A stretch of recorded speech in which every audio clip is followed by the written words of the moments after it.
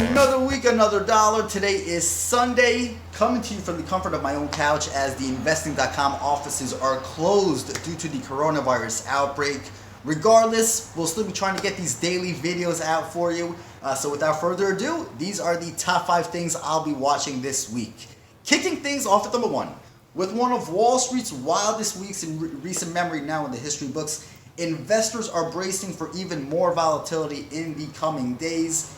Unofficial data currently shows that the Dow is set to drop 900 points or around 4% when futures markets open on Sunday night. That follows a week in which the Dow, S&P 500, and NASDAQ all fell into bear market territory despite seeing strong gains on Friday.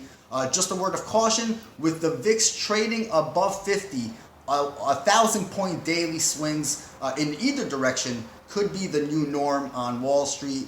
So that is something that perhaps we should be getting used to at this point. On to number 2. U.S. coronavirus headlines will continue to drive investor sentiment on Wall Street. The outbreak is showing no signs of slowing down, with the number of cases surging in many European countries like Italy, Germany, France, the UK, and Spain. A number of cases are rising in the US as well, obviously alarming. So we see that almost every country in Europe is currently on lockdown. I expect those same measures to be taken in the US in the coming days. Obviously, we'll be continue to watch daily updates regarding the number of infections in the US. As long as that number continues to rise, we should continue to expect further downside pressure in stocks and more of a flight to safety to bonds and gold when it's not selling off in times of market turmoil. So again, if we do see, for some unexpected reason, a unexpected turn for the better, stocks can obviously rally sharply off these levels. So taking all that into account, coronavirus headlines will continue to be one of the main drivers of sentiment. On to number 3. We've got a big Fed meeting this week. Obviously, markets are expecting a major bazooka from the U.S. Central Bank. Investors are now pricing in a 100 basis point cut, or about a 1 percentage point cut in the Fed Funds Futures target range, which would bring it back down to crisis era levels of 0%. The U.S. Central Bank could also perhaps introduce further stimulus measures to ensure that ample liquidity is available in financial markets. We see that perhaps signs of stress in money markets is weighing on markets in stocks and bonds.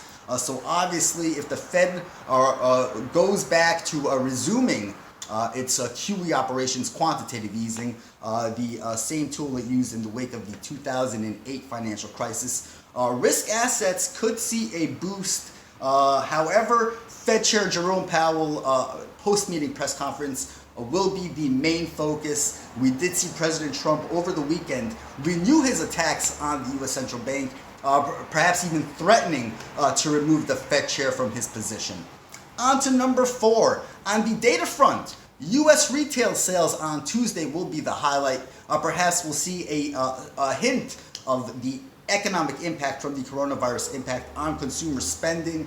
According to Investing.com's economic calendar, we see a 0.2% increase on the forecast.